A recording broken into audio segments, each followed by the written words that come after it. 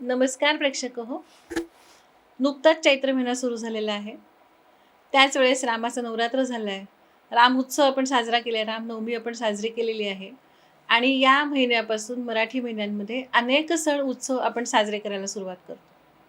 हे सण उत्सव जेव्हा साजरे करत असतो तेव्हाच कुळधर्म आणि कुळाचार ह्या सण उत्सवांना लागूनच आपण साजरे करतो.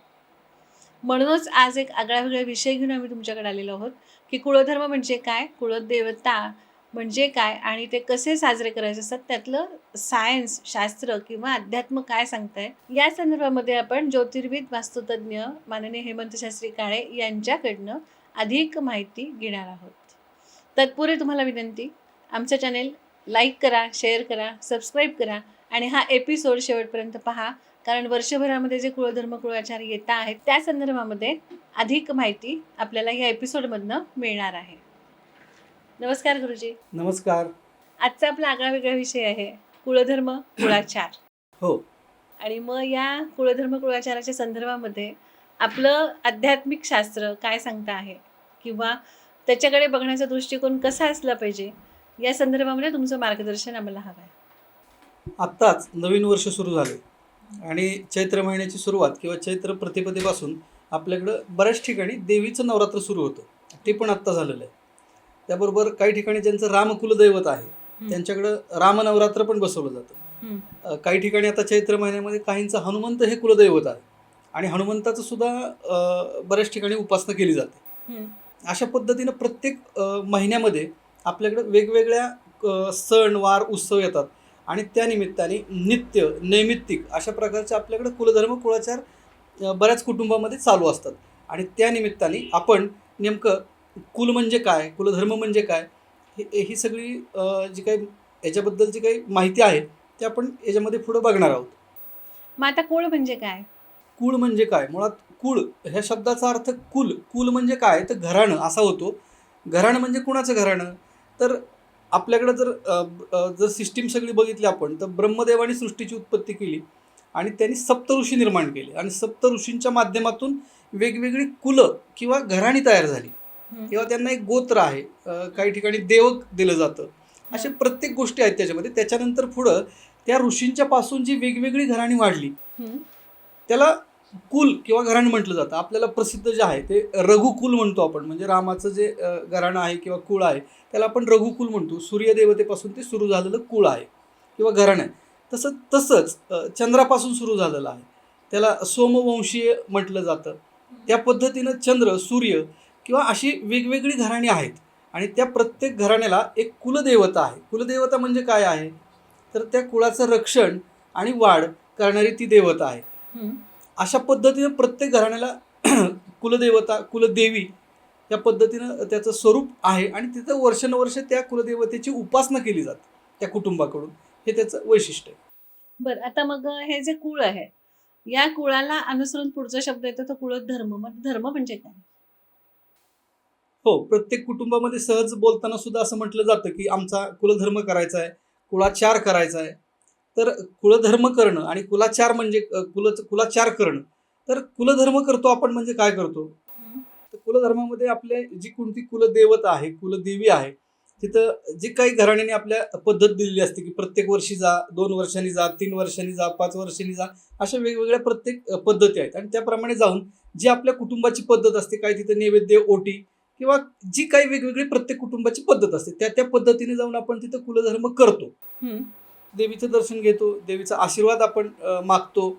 ह्या सगळ्या गोष्टी आपण करतो. पण त्यातला शब्द पुढचा येतो तो कुलधर्म आणि त्याच्यानंतरचा कुलाचार हा शब्द येतो. ॲक्च्युली कुलाचार म्हणजे काय त्याचा अर्थ होतो तर बघा, आचार असा त्याचा अर्थ होतो. धर्म म्हणजे कर्तव्य आणि कुलाचार म्हणजे आचरण असा शब्द आहे. मग आचरण याचा काय अर्थ आहे तर आपण वर्षातनं एकदा कुलदेवीला जातो, कुलधर्म करतो. बरोबर. पण कुलाचार जो करायचा आहे तो प्रत्यक्ष आपल्या आयुष्यामध्ये दररोज नित्यनैमित्तिक वर्तनात आणायचं आहे. म्हणजे मी अगदी देवीची ओटी भरेन, साडी, काही तिला आणखीन दान दिन वगैरे वगैरे सगळं करेन, पण मी माझ्या वैयक्तिक आयुष्यामध्ये बाहेर येऊन स्त्रियांच्याकडे बघण्याचा दृष्टिकोन जर माझा व्यवस्थित नसेल तर तो आचार होऊ शकत नाही, असा त्याचा अर्थ आहे. तर तो एक खूप मोठा संदेश या माध्यमातून आपल्याला देता येईल की कुलधर्मानंतर काय आहे तर कुलाचार आहे.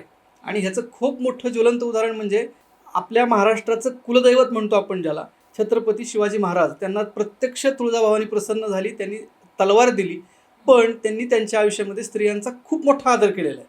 म्हणजे त्यांनी आचार पाळलेला आहे. कुलधर्माबरोबर त्यांनी आचार पाळलेला आहे आणि ह्या आचाराच्या माध्यमातूनच त्यांना देवीची जी काही प्रसन्नता होती ती लाभलेली आहे. म्हणून तशा पद्धतीनं जर आपल्याला दोन्ही करणं शक्य असेल, म्हणजे केलंच पाहिजे प्रत्येकाने, तर आपल्याला ह्या गोष्टी देवीची जी खऱ्या अर्थानं प्रसन्नता आहे आपल्या कुलदेवीची किंवा कुलदेवतेची सुद्धा, तर ती प्रसन्नता किंवा तो आशीर्वाद आपल्याला प्राप्त होणार आहे. आणि ह्या शब्दाचा अर्थ कुलधर्म आणि कुलाचार अशा पद्धतीने विचार करायला हरकत नाही. म्हणजे त्या कुटुंबाचं आचरण असा स्पष्ट संकेत आहे याच्यामध्ये. म्हणजे कधीच कुळधर्म हा एकटा शब्द येत नाही, तर त्याला लागून असतो तो कुळधर्म कुळाचार. कुळाचार आमचा कुळधर्म कुळाचार असा असा आहे. हो. अशा अर्थाने त्या दोन्ही शब्दांचं महत्त्व आहे. मग आता हा जो कुळाचार केला जातो हा नैमित्तिक कुळाचार असतो. मग नैमित्तिक कुळाचार म्हणजे काय? नैमित्तिक कुळाचार. आता नैमित्तिक कुळाचारामध्ये आपण त्याचे दोन खरं तर विचार करतो, नित्य आणि नैमित्तिक असे दोन शब्द लागून येतात. त्याच्यामध्ये नैमित्तिक हा जो शब्द आहे त्याच्यामध्ये 12ही महिने कुलधर्म कुळाचार खरं तर चालू असतो आपल्याकडे. म्हणजे प्रत्येक महिन्यात साधारण मराठी महिना चैत्र असल्यामुळे बहुतांश वेळा चैत्रापासून त्याची सुरुवात केली जाते. बरीच लोक चैत्र महिन्यात बाहेर पडतात, पण जो नैमित्तिक आहे त्याच्यामध्ये विशेष सण वार उत्सव ह्या वेळेला जो केला जाणारा कुलधर्म आहे किंवा कुळाचार आहे त्याला आपण नैमित्तिक म्हणतो. म्हणजे आता बघा आपल्याकडे ज्येष्ठी गौर असते. हो. ज्येष्ठी गौर काही ठिकाणी गौरी आणि गणपती हे सुद्धा कुलधर्म कुळाचाराचा भाग सांगितलेला आहे. किंवा आत्तासुद्धा चैत्रामध्ये चैत्र गौर आहे आणि चैत्र गौर ही सुद्धा कुलधर्माचा भाग आहे. खरं तर तो अन्नपूर्णे मातेचा उत्सव आहे. अन्नपूर्णा ही कुलदेवी आहे बऱ्याच कुटुंबांची, तर तो अन्नपूर्णेचा उत्सव ही सुद्धा कुलदेवीची किंवा कुलदेवाची ती सेवाच आहे. अशा पद्धतीनं प्रत्येक महिन्यामध्ये येणारे सण वार उत्सव हे आपल्या कुलदेवतेशी निगडीत आहेत. अर्थात ते प्रत्येक कुटुंबाला असेलच असं नाही, पण बऱ्याचशा कुटुंबांमध्ये ह्या सणाच्या निमित्ताने तो कुलधर्म कुळाचार केला जातो. अगदी चैत्र महिन्यामध्ये चैत्रांगण काढणे, दारात रांगोळी जी आहे ती काढणे महिनाभर, हा सुद्धा कुलधर्माचा भाग सांगितलेला आहे आपल्याकडं शास्त्रानुसार ते चाल. हो. म्हणजे अशा पद्धतीने हे नैमित्तिक आहेत. आता चैत्र महिना वर्षातनं एकदाच येतो त्यामुळे तो नैमित्तिक भाग आला. असे अनेक प्रत्येक सणवारांच्या बाबतीत आपल्याला सांगते. म्हणजे मग सगळी देवीची नवरात्र असतील, खंडोबाचं नवरात्र असेल, भैरवाचं नवरात्र असेल, हे सगळे नैमित्तिक कुळाचार. नैमित्तिक कुळाचार आहेत हे. की आता नोव्हेंबर महिन्यामध्ये कालभैरव जयंती येते. बऱ्याच लोकांचं भैरव हे दैवत आहे. किंवा आता चैत्र महिन्यामध्ये अष्टमी जी येते ती बऱ्याच ठिकाणी कालभैरवाचे उत्सव किंवा यात्रा जत्रा असतात. हा सुद्धा कुलधर्माचाच भाग आहे. कुलधर्मच केला जातो तिथं. आपण त्याला दरवर्षी आम्ही जातो, जत्रा करतो, यात्रा करतो अशी नावं देतो, पण तो कुलधर्माचा भाग आहे. हो. म्हणजे यात्रेत जाणं, नैवेद्य दाखवणं हे सगळेजण करतात. म्हणून तो नैमित्तिक कुळधर्म. नैमित्तिक कुळधर्म आहे. मग नित्य कुळधर्म म्हणजे काय? नित्य कुळधर्म. आता नित्य कुळधर्मामध्ये काय आहे? नित्य म्हणजे रोज आहे. आणि नित्य ह्या शब्दाचा अर्थ जर आपण बघितला तर लक्षात येईल की नित्य म्हणजे रोज असा अर्थ होत नाही. हा व्यावहारिक अर्थ होतो. आपण जर हरिपाठ बघितला, हरिपाठामध्ये अभंग एक, तर नित्यनेम नामी प्राणी तो दुर्लभ लक्ष्मी वल्लभ तयाजवळी अशी जी ओवी आहे त्याच्यामध्ये नित्य, नित्य म्हणजे कायम राहणारा, निरंतर, जो संपणार नाही असा. अच्छा. असा तो शब्दाचा अर्थ आहे. आपण दररोज असा अर्थ लावू शकतो, पण त्याचा मुख्य अर्थ आहे की नित्य, की जो कधीच संपत नाही, कधीच संपत नाही तो नित्य. म्हणून ते नित्य नेम नामी, नित्य म्हणजे परमेश्वर असा त्याचा अर्थ आहे. म्हणून कधीच न संपणारा त्याच्याशी संबंधित असणारा हा कुळधर्म आपण कसा करायचा असं म्हणणं आहे. मग त्याच्यामध्ये आपल्याकडे परंपरेने घरामध्ये जे देव आहेत त्यातली दररोज देवपूजा करणं हा सुद्धा कुळधर्म किंवा कुलाचाराचाच भाग समजला जातो. त्यामुळे प्रत्येक कुटुंबामध्ये घरातल्या शक्यतो पुरुषांनी ती जी देवपूजा आहे कुलधर्माची किंवा आपल्या घरातल्या देवांची, तर शक्यतो पुरुषांनी करावी असा त्याच्यामध्ये एक नियम आहे, संकेत आहे. तर तो संकेत जो आहे तो बऱ्याच कुटुंबामध्ये केला जातो. तो कुलधर्माचाच भाग असतो. त्याप्रमाणे आपल्याकडं वैश्वदेव हा पण भाग आहे, तर तो सुद्धा कुलधर्म ह्याच्याशी संबंधितच आहे. किंवा वास्तुपुरुषाला नैवेद्य दाखवणे ह्याच्याशी संबंधितच आहे. त्याचप्रमाणे प्रत्येक कुटुंबामध्ये संध्या करण्याची जी पद्धत आहे आपल्याकडं, तर तो सुद्धा नित्य ह्याच्यामध्ये येतो. नित्य प्रक्रियेमध्ये आता काळाप्रमाणे त्याच्यामध्ये बदल झाला आहे, सगळेच करतील असं नाही, पण तो सुद्धा नित्य नेमिक प्रक्रियेमध्येच येतो किंवा नित्याचाच भाग आहे किंवा कुलदेवतेशी संबंधितच तो भाग येतो. मग संध्याकाळी जेव्हा आपण श्लोक म्हणतो, रामरक्षा म्हणतो, शुभंकरोती म्हणतो, हे पण नित्य कुळाचारामध्ये येईल. आपण जर त्याच्यामध्ये अर्थात ज्यांचं राम कुलदैवत आहे किंवा कुलदेवतेसाठी काही विशेष सेवा करत असेल तर ते नित्य कुलदेवतेची सेवाच आहे. अशा अर्थानं नित्यसेवेमध्ये ते येऊ शकतं. किंवा याच्याही पुढे जाऊन काही कुटुंबामध्ये आपली जी कुलदेवता आहे किंवा काही विशेष करून कुलदेवता किंवा कुलदेवी आहे, तर बऱ्याच स्त्रियांच्या बाबतीमध्ये असंही बघण्यात आलं की ते देवीची नित्य उपासना करतायत. हो. म्हणजे देवीचं स्तोत्र आहे, देवीचा जप आहे, किंबहुना काही देवीची भजनं म्हणणं असा पण एक भाग आहे. तर ते खरं तर ते नित्य उपासनेमध्येच येतं सगळं. या गोष्टी कुलधर्माचाच भाग आहे तो सुद्धा. म्हणजे नियमाने करणं, रोज रोज करणं आणि सतत आपल्या जवळ असलेल्या परमेश्वराचं सतत स्मरण ठेवणं म्हणजे नित्य करणं.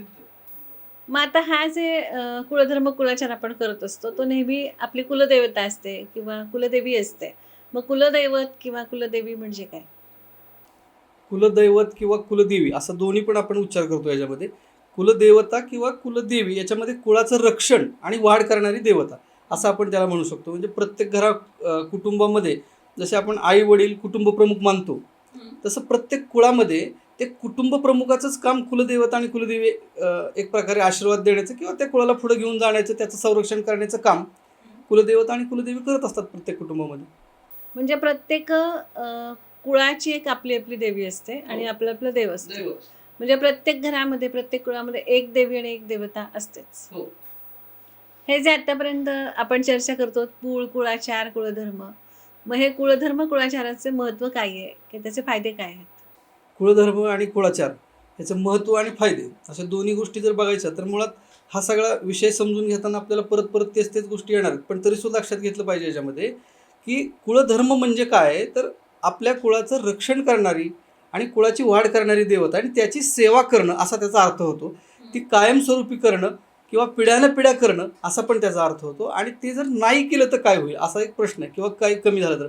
मग त्याच्यामध्ये बघा हल्ली बऱ्याच लोकांनी स्थलांतर केलेली आहेत. म्हणजे अगदी ह्या राज्यातून त्या राज्यात राहायला पण गेलेले आहेत, अगदी काही देश सोडून पण दुसऱ्या देशात गेलेले आहेत, हो. किंबहुना ह्या गावातून दुसऱ्या गावामध्ये असं पण झालेलं आहे. मग त्यावेळेला आपल्या समाजापासून किंवा भावकीपासून बऱ्याच वेळा आपण लांब जातो आणि ह्या घाई गडबडीत लोकांना आपली कुलदेवता कोणती आहे ही सुद्धा माहीत नाही आहे. मग कुलधर्म घडणार कसा हा प्रश्न आहे. अशा वेळेला परिणाम लगेच आपल्याला दिसायला लागतात की त्यांची जी मुळात संतती होणं हा भाग येतो. पहिला परिणाम तर तिथंच दिसतो आपल्याला. किंवा नोकरीमध्ये हानी होणं, किंवा ज्यांची संतती आहे ती कुठंतरी गडबड करणं, त्यांनी शिक्षणाकडे दुर्लक्ष करणं, नको त्या गोष्टींच्या नादी लागणं, असे वेगवेगळे परिणाम वेगवेगळ्या स्तरावरती आपल्याला याच्यामध्ये दिसून येतील की ह्या घरात कुलधर्म कुळाचार होत नाही. कारण तुमचं जे कवच आहे ना स्वतः एक कुटुंबाभोवतीचं, ते कवचच तुमचं कमकुवत तुम्ही करताय. म्हणजे तुमच्याकडं ना कुलदेवतेची कोणती उपासना होते किंवा कुलदेवता सोडून कुठंतरी दुसऱ्याच देवताकडे आपण जातोय. अशा वेळेला आपली कुलदेवतेचा आपल्यावर एक प्रकारे कोप होतो, जो शब्द आहे ना तो ॲक्च्युली इथं लागू पडतो की आपलं कुलदैवत सोडून आपण दुसरं काहीतरी करतो. म्हणजे मी अर्थात काका मामा मावशी यांना नमस्कार करायला हरकत नाही, पण पहिल्यांदा मी माझे आई वडील आणि मग मी माझे काका मामा मावशी जे कोणी असतील ते. पण पहिल्यांदा कुठं आहे तर मी माझे आई वडील म्हणजे माझी कुलदेवता आणि माझी कुलदेवी हिथं पहिल्यांदा मी गेलं पाहिजे आणि त्यांचं संरक्षण कवच असेल. कारण त्यांची कृपा तुमच्या कुळावर पिढ्यानं पिढ्या आलेली आहे.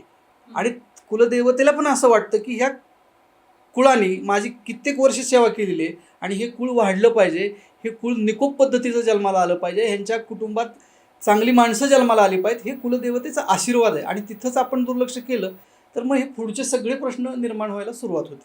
मग अशा प्रकारे हा कुलदेवतेकडं आपण दुर्लक्ष म्हणा किंवा काही अनावधानानं माहीत नसणं म्हणा, अशा अनेक गोष्टीमुळे हे घडू शकतं. आणि त्याचे परिणाम आपल्याला खूप, आज आम्ही ज्योतिष प्रॅक्टिस जेव्हा करतो इथं त्यावेळेला प्रॅक्टिस करताना बऱ्याच वेळा पत्रिका समोर येते तर दुसऱ्या क्षणाला लक्षात येतं की तुमची पत्रिका चांगली आहे, ग्रहमान चांगलं आहे, सगळं चांगलं आहे. आणि त्यांना विचारलं की तुम्ही कुलदेवतेला जाता का, काय करता, कुठली कुलदेवता आहे तुमची, तर ते स्पष्ट शब्दात सांगतात की आम्हाला माहीतच नाही आहे कुलदेवता आमची, आम्ही खूप ठिकाणी शोधलं पण ते ह्या गोष्टी माहीत नाहीत म्हणून ते करायचेच राहिले, किंवा आम्ही कुठला तरी दुसराच अनुग्रह घेतलेला आहे म्हणून त्याच देवतेचं करतोय आणि कुलदेवता राहिली. तर असं नाही. अगदी संतांनी सुद्धा त्यांच्या वेगवेगळ्या काय अभंगवाणी किंवा या सगळ्या साहित्यातून त्यांनी सांगितलेलं स्पष्टपणे, तुम्ही कुठेही अनुग्रह घ्या, काही करा, पण तुमची कुलदेवता कुलदेवी अजिबात कधीही सोडू नका. त्याची नित्य नैमित्तिक वार्षिक जी काही उपासना पद्धती आपली आहे त्या पद्धतीनं ते करतच राहा. असा संदेश स्पष्टपणे कुलदेवतेच्या माध्यमातून आपल्याला दिलेला आहे. म्हणजे संततीच्या सुखासाठी, स्वास्थ्यासाठी, संवर्धनासाठी, प्रगतीसाठी, आर्थिक असेल, मानसिक असेल, या सगळ्यासाठी आपल्याला कुलदेवतेचं कवच हवं आहे. आणि हाच त्याचा मोठा फायदा आहे की तिच्या संरक्षणात आणि आशीर्वादामध्ये आपण आपलं जीवन व्यतीत करू शकतो. म्हणून कुळधर्म कुळाचार नित्य केला पाहिजे. बरोबर. ठीक आहे. आता तुम्ही असंही म्हणालात बोलता बोलता की काहींना कुलदैवतच माहीत नसतं आणि म्हणून तो कुलधर्म कुळाचार होत नाही. मग अशा वेळेस काय करायचं? हो, कुलधर्म माहीत नाही, त्याच्यामुळं कुलाचार किंवा कुलदैवतेला जाणं वगैरे ह्या गोष्टी घडत नाहीत, असं बऱ्याच लोकांच्याकडून बोलण्यात येतं. की आम्ही विचारलं तर बाबा नाही, आम्हाला कुलदैवतच माहीत नाही, किंवा आम्ही मग कुठंतरी स्थानिक देवत असते त्यालाच ते कुलदैवत समजून तिथं जाणं वगैरे ह्या गोष्टी असतात, किंवा माहीतच नाही, किंवा आमच्या पिढीतलं कुणी गेलंच नाही, किंवा आम्हाला लग्न झालं आमचं तसं आम्हाला कुणी सांगितलंच नाही, असंपर्यंत म्हणणारी माणसं आहेत. हो आहे. त्यामुळे त्यांना कुलदेवी किंवा कुलदैवत माहीत नसतं. मग अशा वेळेला खरं तर पहिल्यांदा त्यांनी काय केलं पाहिजे, त्यांचं जे आडनाव किंवा जे काही गोत्र जे काही आहेत त्या गोत्राची, त्या देवकाची जिथं माणसं राहत आहेत त्या मूळ ठिकाणी जावं आणि तिथं पहिल्यांदा त्यांनी त्या लोकांच्याकडून माहिती करून घ्यावी की नेमकं आपलं कुलदैवत कोणतं आहे, कुलदेवी कोणती आहे, कुलधर्म कुलाचाराची काय पद्धती आहे आपली, हे त्यांनी तिथं समजून घ्यावं. आता काही कारणाने तिथं जाणंही शक्य झालं नाही, किंवा त्यांना कोणी तशी माहितीही दिली नाही, किंवा अशा गोष्टी शक्यतो होत नाहीत. माणसं कुठंतरी मुंबईत राहतात, गाव कुठंतरी मराठवाड्यात असतं, ह्या सगळ्या गोष्टी अडचणी खूप आहेत त्याच्यामध्ये. पण अशा वेळेला मग त्यांना एक पर्याय आहे. तो पर्याय असा आहे की अगदी तुम्ही कुलदेवतेसाठी, म्हणजे कुलदेवता आणि कुलदेवी याचा विचार केला तर मागे एकदा आपण बोलता बोलता बोललो होतो की कुलदेवता ज्या आहेत सगळ्या पुरुष देवता, याच्यामध्ये सगळे हे प्रामुख्याने महादेवाचे अवतार आहेत. म्हणजे खंडोबा आहे, ज्योतिबा आहे, हे सगळे महादेवाशी संबंधित असणारे अवतार आहेत. आणि देवी ह्या सगळ्या पार्वतीशी संबंधित असणाऱ्या देवी आहेत. मग त्यांनी महादेव आणि पार्वती यांना जर काही आपलं कुलदैवत मानलं आणि त्यांची सेवा साधारण 6 महिन्यापर्यंत केली, म्हणजे त्यांचं स्तोत्र, जप, मंत्र, आणि त्यांना स्पष्टपणे तशी विनंती केली त्यांनी की आमची कुलदेवता, कुलदेवी कुठं आहे, जर काही आम्हाला ह्या माध्यमातून मिळाला संकेत तर मिळू दे. बऱ्याच वेळा खूप प्रामाणिक इच्छा असेल तर त्यांना वेगवेगळ्या माध्यमातून कुलदेवता, कुलदेवी तसा संकेत देतात. अशा अनेक लोकांचे अनुभव आहेत. त्यासाठी त्यांना वेगवेगळे उपाय पण करता येतात. जसं की आपण हे सगळं करत असताना आपण त्यांना एक नारळ जो आहे तो आपल्या घरातल्या देवापाशी ठेवायला सांगतो, नारळाची पूजा करून, आणि त्या नारळाच्या माध्यमातून त्यांना काहीतरी संकेत मिळतो, असा पण खूप लोकांना अनुभव आलेला आहे. ह्या पद्धतीनं ते जर ज्यांना कोणाला कुलदेवता माहीत नाही, कुलदेवी माहीत नाही, तर तुम्ही मनोभावे जर प्रार्थना केली आपल्या देवांपाशी किंवा महादेव आणि पार्वतीपाशी, तर तुमची कुलदेवता, कुलदेवी कोणत्याही मार्गातनं कुठनंही येऊन तुम्हाला ते तसे संकेत मिळतील आणि तुम्ही कुलधर्म कुळाचार करू शकाल. त्यामुळे तुमचे बरेच प्रश्न मार्गी लागतील यातनं. अरे वा. आता बऱ्याचदा असं होतं की ग्रामदैवताला पण आपल्याकडे खूप महत्त्व आहे. हो. मग कुलदैवत आणि ग्रामदैवत याच्यामध्ये काय फरक आहे? कुलदैवत आणि ग्रामदैवत. तर ग्रामदैवत आहे, कुलदैवत आहे, वास्तुदैवत आहे, असे आपल्याकडे अनेक वेगवेगळ्या ठिकाणाची वेगवेगळी दैवत आहेत. म्हणजे अगदी एखाद्याची शेतजमीन असेल तर तिथं मसोबा असतो, मुंजबा असतो, ही वेगवेगळी त्या त्या ठिकाणची दैवत आहेत. पण प्रश्न काय निर्माण झाला आहे की बरीच लोक की मी ह्या गावातनं दुसऱ्या गावात आलो तर त्या गावातलं जे दैवत आहे आधीच्या गावातलं, तर त्यालाच ते कुलदैवत समजतात. हा एक प्रश्न आहे. म्हणजे असं पण बऱ्याच वेळा घडतं की आम्ही वाईवरनं इथं आलो आहे, म्हणजे वाई हे आमच्या वाईमधलं जे दैवत आहे तेच आमचं कुलदैवत आहे असं समजलं जातं. तर तसं न समजता ते वाईचं ग्रामदैवत आहे, किंवा कोणत्याही गावाचं ते ग्रामदैवत आहे. असं प्रत्येक गावाला, म्हणजे घराला जसं वास्तुपुरुष आहे, शेताला जसा मसोबा किंवा काय दैवत आहे, तसं गावासाठी पण एक दैवत आहे. काही त्याच्यामध्ये विशेषतः कालभैरव आहे, मारुतीची मंदिर प्रत्येक गावागावांमध्ये आहेत, काही ठिकाणी देवीचं सुद्धा मंदिर आहे. तर ते प्रॉपर ग्रामदैवत आहे. हा फरक आहे. आणि ग्रामदैवत म्हणजे कुलदैवत नव्हे. मग याचा आपण कसा अर्थ लावू आत्ताच्या भाषेमध्ये, तर एखादी युनिव्हर्सिटी आहे मोठी, आणि युनिव्हर्सिटी मुख्य ठिकाणीच आहे ती, पण त्याची ब्रँच तुमच्या गावात काढलेली आहे असा त्याचा अर्थ होईल. पण आपण त्या ब्रँचलाच युनिव्हर्सिटी समजतो. तर तसं न करता मुख्य कुलदैवत कुठं आहे, म्हणजे महाराष्ट्रामध्ये जी 3.5 पीठं आहेत त्यापैकी कुठं आहे का आपलं कुलदैवत, त्याच्याशी संबंधित आहे का, हे बघणं गरजेचं असतं. कारण या 3.5 पीठांचेच वेगवेगळे जे काही अवतार आहेत देवींचे, तर त्याच्याशी कनेक्टेड आहेत ह्या सगळे. म्हणजे आपण तुळजापूर आहे, कोल्हापूर आहे, किंवा वणी आहे, माहूरगड आहे. वणीचं मला वाटतं अर्धपीठ वगैरे असं काहीतरी मानलं जातं. पण हे 3.5 पीठं जी आहेत आणि ह्या देवींचे वेगवेगळे अवतार त्याची ती रूपं आहेत सगळी, औंध आहे. म्हणजे हे अशा बऱ्याच ठिकाणी बरेच दैवत आहेत. पण ग्रामदैवत म्हणजे आपलं कुलदैवत नव्हे, हे लक्षात घेतलं पाहिजे. ग्रामदैवतेची पूजा ही केलीच पाहिजे, त्यात काही प्रश्न नाही आहे. पण कुलदैवत हे वेगळं आहे. म्हणजे मुख्य युनिव्हर्सिटीला भेट देणं आणि त्याच्या ब्रँचला भेट देणं ह्यातला फरक समजून घेतला पाहिजे. आता बरेचदा असं होतं की आपल्या बारामतीत जरी बघायचं झालं तर आपण म्हणतो की बाबा तुळजापूरच्या देवीचं ठाणं हे आपलं आहे माळावरची देवी हो. आणि आपण तिथे जातो बाबा तुळजापूरला जाता येत नाही. अशा गोष्टी बऱ्याचदा केल्या जातात. हो. आणि काही जणांच्या बाबतीमध्ये असं होतं की कुलदेवतेचं ठिकाण हे खूपच लांब आहे, दरवर्षी जाणं जमत नाही, नित्यनेम जाणं जमत नाही. मग अशा वेळेस काय? खरं तर खूपच लांब असं आता परिस्थिती राहिलेली नाही आहे. कारण आता पूर्वीच्या काळी खूप लांब म्हणणं बरोबर होतं. पण आता रस्ते, वाहतुकीच्या सोयी ह्या सगळ्या झालेल्या आहेत. त्यामुळे तसं लांब असं राहिलेलं नाही आहे. म्हणजे जाण्याइतपत प्रत्येकाकडं ती जी काही व्यवस्था आहे ती आता प्रत्येक कुटुंबाकडं आहे. त्यामुळं खरं तर तिथं जाणंच गरजेचं आहे. गेलंच पाहिजे. अगदी तुमचा जो काही वर्ष, 2 वर्ष, 3 वर्ष, 5 वर्ष जी काही पद्धत असेल त्या कुटुंबाची, कुलाची, त्या पद्धतीनं तिथं जाऊन दर्शन किंवा जो काही कुलधर्म कुळाचार आहे तुमचा, तो पहिल्यांदा तिथं केलाच पाहिजे. पण अगदीच नाईलाज आहे की तिथं तुम्ही जाऊ शकत नाही. जसं की आता आपल्याला उदाहरण घेता येईल. म्हणजे आपण जे देवीची 51 पीठं मांडतो, त्याच्यापैकी हिंगलाई माता नावाचं एक मंदिर आहे पाकिस्तानमध्ये. आता इथनं पाकिस्तानला जाणं शक्य नाही आहे कुलधर्म कुळाचार करायला. अशा वेळेला हा विचार इथं खरं तर योग्य होतो. पण अगदी आपल्याच देशात आहे, फार तर ह्या राज्यातनं त्या राज्यात आहे किंवा अगदी 200, 300, 400 किलोमीटरपर्यंत आहे, तर जाण्यासारखी परिस्थिती आहे. पण काही कारणांनी राहिलंच तर किमान तुम्ही तुमची जी कोणती कुलदेवी आहे, त्या कुलदेवीचं स्तोत्र, मंत्र, जप किंवा प्रत्येक कुटुंबाकडे काही कुटुंबांच्यामध्ये तुम्हाला दुर्गा सप्तशतीचे पाठ करणं त्या देवीच्या निमित्तानं हे पण करता येतं. किंवा अगदी त्या देवीचं नाव घेऊन सवाष्ण जेवायला घालणं किंवा तिची ओटी भरणं वगैरे हे जे काही प्रकार आहेत हे सगळे केले जातात. म्हणजे याचा संकेत एकच आहे की कुलदेवी तुमची लांब असेल, कुलदैवत तुमचं लांब असेल, तर त्याची नित्यसेवा आपल्याकडे नित्य आणि नैमित्तिक त्यासाठी दिलेलं आहे की ती नित्यसेवा तुम्ही करावी, हाच त्याच्यामागचा संकेत आहे. मग तुम्हाला तुमची जर कदाचित ती सेवा वाढली तर देवी ऑटोमॅटिक तुमच्याकडनं ते करून घेईल, तुम्हाला तशी बुद्धी होईल आणि तुम्ही तिथपर्यंत जाल.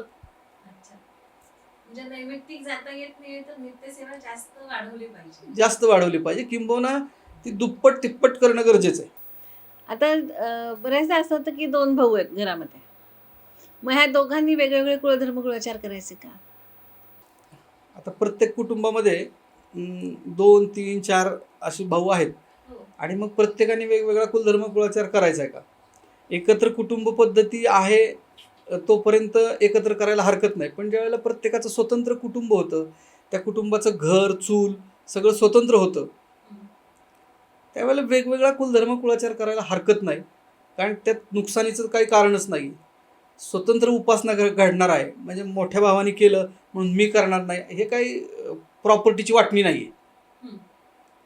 हे आध्यात्मिक आहे आणि हे केल्यानं निश्चित फायदा होणार आहे. मग काही कुटुंबामध्ये जेव्हा लग्न होतं, स्वतंत्र देव येतात, अशा वेळेला तिथून पुढं तर मात्र नक्कीच हे स्वतंत्र ज्याचं त्याला करणं गरजेचं असतं. किंवा आता एक फळ आहे, 4 जणांनी खाल्लं तर एकच फळ येणार आहे आणि एक फळ आहे प्रत्येकाने एक एक खाल्लं तर त्याचा फायदा जास्त आहे. तसंच इथं पण आहे की ज्याने त्यांनी केलं तर ते तुमच्या कुळाला किंवा तुमच्या घराला, तुमच्या कुटुंबाला वाढ करायला, आधार द्यायलाच मदत देणार आहे. त्यामुळं प्रत्येक कुटुंबामध्ये 1, 2, 3, 4 जरी काही भाऊ झाले असतील तरी प्रत्येकाने आपला आपला कुळधर्म कुळाचार स्वतंत्र करावा. म्हणजे वेगळं घर असेल तर वेगळा कुळाचार कुळधर्म सुरूच करावा. हो. अगदी कोणतं घरात अगदी सुरुवात कुठनं होते तर नवीन घर घेण्यापासून होते. स्वतःचं घर घेतलं म्हणजे तुम्हाला देव घ्यावे लागणार आहेत. अच्छा. मग झाली सुरुवात तुमची कुलधर्म कुळाचाराला. मग तिथून पुढे तुमच्या मुलांची काही लग्न कार्य मुंज असेल, तुमचं स्वतंत्र घरात स्वतंत्र घर आलं म्हणलं की घरात स्वतंत्र देव आले. बरोबर. आणि देव आले की तुम्हाला सगळं पुढचं करणं गरजेचं आहे. कुलधर्म कुळाचार केलाच पाहिजे प्रत्येकाने. आता हे झाले नैमित्तिक आणि नित्य कुळधर्म कुळाचार जे आपल्या रीतीनुसार आले. हो हो. पण घरामध्ये जेव्हा शुभ कार्य होतं, हो, लग्न होतं, मुंजे होते, वास्तुशांत होते, तेव्हा पण परत एकदा कुळधर्म कुळाचार केला जातो.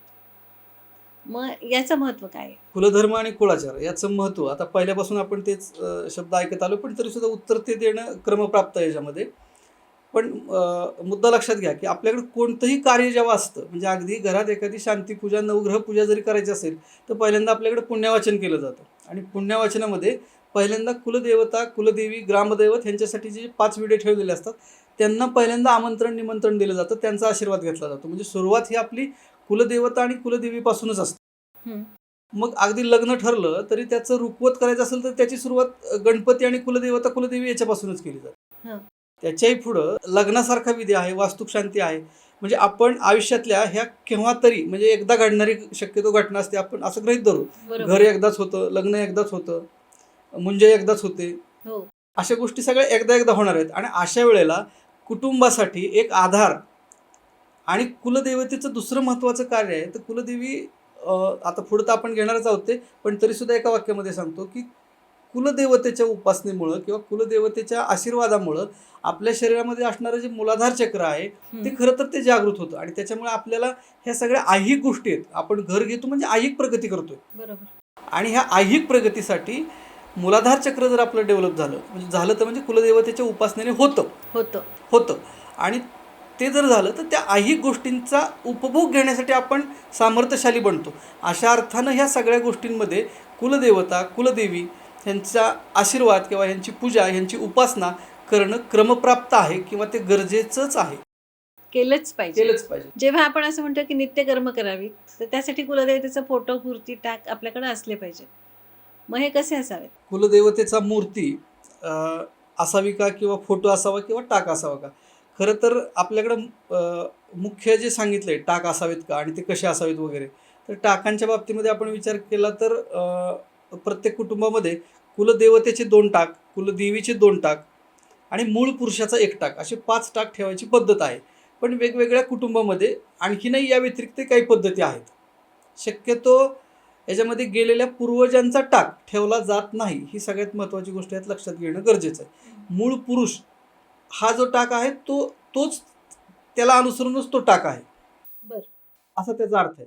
मग त्याच्यामध्ये चांदीची टाक आपल्याकडे ठेवायची पद्धत आहे. शक्यतो देवपूजेमध्ये प्रत्यक्ष मूर्ती ठेवायची पद्धती नाही आपल्याकडे. म्हणजे शक्यतो कोणत्याही देवाची मूर्ती नाही ठेवली जात. कुलदेवतांची तर अजिबात ठेवली जात नाही. त्याच्यामध्ये टाकच ठेवले जातात. टाक सुद्धा आपले साधारणतः 2 इंच वगैरे साईजचे असतात आणि त्या पद्धतीनेच ते ठेवलेले असतात. म्हणजे ते पण त्याची साईज फार मोठी वगैरे असते असं काही नाही. काही कुटुंबामध्ये आपण बघितलं तर कुलदेवतेचा टाक गळ्यात घालायची सुद्धा पद्धत आहे. जर काही लग्न कार्य किंवा आपण वास्तुशांत हे जे गोष्टी म्हटलो, शुभ कार्य थोडक्यात म्हणता येईल, तर शुभ कार्याच्या वेळेला कुलदेवतेचा टाक गळ्यात पण घातला जातो. ही पण एक पद्धती आहे. बापरे. हां, तर ह्या सगळ्या गोष्टी याच्यामध्ये आहेत. आणि मग आता कुलदेवतेची मूर्ती, तर मूर्ती चालत नाही. राहिला विषय फोटोचा, तर फोटो आपण मात्र कुलदेवतेचा लावू शकतो. म्हणजे बऱ्याच वेळेला असं होतं बघा, की गावाकडं घर असतं हं. आणि घरी सगळे देव असतात. हो. तो मुलगा आणि सून कुठेतरी शहरात जाऊन राहतात. मग त्यांना त्यांचे देव सगळे इकडे असतात. मग अशा वेळेला काहीतरी प्रातिनिधिक स्वरूपाने आपल्याला उपासना करता यावी, अशा हेतूने तुम्ही कुलदेवता, कुलदेवी यांचा फोटो लावू शकता. कारण फोटोमध्ये एक सिम्बॉलिक पद्धतीने आपण त्या देवतेशी अटॅचमेंट वाढवत असतो. हं. त्याच्यामध्ये कुठलंही त्याची प्राणप्रतिष्ठा केलेली नसते. त्यामुळं तो काही बाकीचे नियम त्याचे पुढचे कुठले येत नाहीत. त्यामुळं कुलदेवतेचा, कुलदेवीचा दोन्ही फोटो आपण घरामध्ये अशा वेळेला ठेवू शकतो. त्याचे पूजन, दर्शन करू शकतो. पण म्हणजे मुख्य घर असेल तर टाक असायलाच हवेत. मुख्य घर असेल तर टाक असायलाच हवेत. टाक कुलदेवतेचे आणि कुलदेवीचे पाहिजेत. काही ठिकाणी 4, 5, 9, 7 अशा संख्येने पण ठेवायची पद्धत आहे. ते आता प्रत्येक कुटुंबाने आपापलं ठरवून घ्यावं, माहिती करून घ्यावी आणि त्या पद्धतीने. पण एक सर्वसामान्य सगळ्यांसाठी जी पद्धत आहे त्याच्यामध्ये 2 कुलदेवताचे टाक, 2 कुलदेवीचे टाक आणि 1 मूळ पुरुषाचा टाक, ही संकल्पना सगळीकडे आहे. आता मूळ पुरुष हा शब्द 2-3दा तुम्ही उच्चारलाय. हो. काही जण असं म्हणतात की मूळ पुरुष आमचं कुलदैवत आहे. मग हे कितपत योग्य आहे? मूळ पुरुष हे कुलदैवत आहे असं म्हणतात बरेच जण, पण मूळ पुरुष हे कुलदैवत नसतं. कुलदैवत हे मुळात मूळ पुरुष म्हणजे काय हे समजल्यावरती आपल्याला क्लिअर होऊन जाईल विषय, की मूळ पुरुष ही संकल्पना काय आहे. तर प्रत्येक आपण कुल म्हणजे काय मगाशी बघितलं, तर ते कुल म्हणजे प्रत्येक कुलामध्ये किंवा कुळामध्ये किंवा त्या घराण्यामध्ये एखादा सत्पुरुष हं. किंवा एखादा विद्वान किंवा एखादा कर्तृत्ववान असा जो पुरुष 4-2 पिढ्यानंतर जन्माला येतो आणि त्या पुरुषाचा अर्थानं त्याला कुळ पुरुष किंवा मूळ पुरुष असं म्हटलं जातं. हम्म. आणि त्याचं ते पूजन केलं जातं. आता ह्याचा शब्दशः अर्थ घ्यायचा म्हटलं मूळ पुरुष, तर थेट आपलं सगळं लिंक ब्रह्मदेवापर्यंत जाईल. हा. कारण मूळ पुरुष म्हणजे ब्रह्मदेव आहे, तिथून सगळी उत्पत्ती सुरू झालेली आहे. म्हणजे त्यांनी सप्त ऋषींची निर्मिती केली, तिथून वेगवेगळे ऋषी निर्माण बरोबर. आले आणि त्या ऋषींच्या पासून सुरू झालं. पण ते मूळ तिथं जाईल ते. पण तरी सुद्धा त्याचा एक वेगळा अर्थ असा घेतला जातो की प्रत्येक कुटुंबामध्ये एक पुरुष विद्वान आध्यात्मिक दृष्ट्या किंवा सगळ्या दृष्टीने जो एक उत्तम व्यक्ती असते, तर त्याला मूळ पुरुष मानलं गेलेलं आहे. पण त्या व्यक्तीचा टाक नसतो तो. हम्म. हे पण इथे लक्षात घेणं गरजेचं आहे. म्हणजे आमच्या घरात पहिल्या दुसऱ्या पिढीत एक अशी संत महात्मे जन्माला आले, मग त्यांचा टाक ठेवायचा का? तर नाही ठेवायचा. मूळ पुरुष हे फक्त नाव आहे. हम्म. मग ते त्याच्या अगोदरही कुणीतरी मूळ पुरुष आलेला असतो, त्याच्याही अगोदर कुणीतरी आलेला असतो. अशा पद्धतीनं तो मूळ पुरुष ही संकल्पना आहे त्याच्यामध्ये. त्या मूळ पुरुषाचा टाक ठेवला जातो. त्यामुळे मूळ पुरुष म्हणजे कुलदैवत नाही. कुलदैवत हे आपले जे महादेवाशी संबंधित अवतार आहेत, विष्णूशी संबंधित आहे. म्हणजे काही लोकांचं राम कुलदैवत आहे, पांडुरंग आहे. म्हणजे हे जे मूळ पुरुष आहेत. अच्छा. म्हणजे आपल्या कुळाबद्दल अभिमान बाळगावा, जे पिढ्या पूर्वीच्या होऊन गेल्या त्यांचं स्मरण असावं म्हणून आपण एखादा टाक करतो, तो मूळ पुरुषाचा टाक असतो. पण मूळ पुरुष म्हणजे कुलदैवत नाही. नाही. आता कसं आपण पाहिलं की मूळ पुरुष कुलदैवत नाही. बऱ्याच घरांमध्ये असंही असतं की आणखीन एखाद्या देवतेची पूजा केली जाते आणि मग ते म्हणतात की हे आमचं पाहुणं कुलदैवत आहे. मग आता हे पाहुणं कुलदैवत संकल्पना काय आहे? हो. हा शब्दप्रयोग बऱ्याच वेळा ऐकण्यात येतो की सहज बोलता बोलता जेव्हा चर्चा होती की तुम्हाला कुठलं कुलदैवत आहे, तर कुणी सांगतं आम्हाला खंडोबा पण आहे, ज्योतिबा पण आहे. मग 2 कुलदैवत कसे? तर ते सांगितलं की आमच्याकडे खंडोबा पाहुणा आहे. हो. त्याचा शब्दशः अर्थ नेमका समजत नाही. पण तरी सुद्धा बऱ्याच वेळेला जे काही आपल्यापर्यंत माहिती आली त्याच्या आधारे आपण बोलतोय की बऱ्याच वेळेला असं असतं की माझं कुलदैवत खंडोबा आहे.